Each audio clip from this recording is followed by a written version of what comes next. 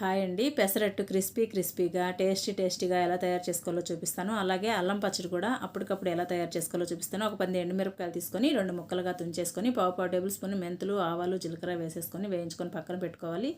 అదే కడాయిలో పావు టేబుల్ స్పూన్ ఆయిల్ వేసుకొని టమాటా ముక్కలు కూడా వేయించుకొని పక్కన పెట్టుకొని పూర్తిగా చల్లారేలోపు మనము పెసరట్టు వేసుకోవడానికి పొట్టు పెసలు 1 కప్పు, హాఫ్ కప్పు బియ్యం వేసి రాత్రంతా నానబెట్టి ఉదయం మనము గ్రైండ్ చేసుకున్నట్లయితే మనకి చాలా క్రిస్పీగా చాలా టేస్టీగా వస్తాయండి. పెసరట్లు చాలా కమ్మగా కూడా ఉంటాయి. అదే మీకు మెత్తగా కావాలంటే బియ్యం స్కిప్ చేసేసి పొట్టు పెసలే నానబెట్టుకున్నట్లయితే మీకు చాలా మెత్తగా వస్తాయండి. అలాగే అవి నానబెట్టి ఉదయం అయితే గ్రైండ్ చేసి పెట్టేశాను. మనము టమోటాలు వేయించుకున్నాం కదండి, అవి పూర్తిగా చల్లారిన తర్వాత ముందు మిరపకాయలు, ఆవాలు, జీలకర్ర, మెంతులు, ఉప్పు వేసి గ్రైండ్ చేసుకున్న తర్వాత టమోటాలు వేసి గ్రైండ్ చేసుకుంటే అల్లం పచ్చడి రెడీ అయిపోతుందండి. తాలింపు కావాలంటే వేసుకోండి, లేదంటే లేదు. పెసరట్టు వేసుకోవడానికి పెనుము ఎక్కువ వేడి లేకుండా ఉంటేనే పెసరట్లు చాలా బాగా వస్తాయండి.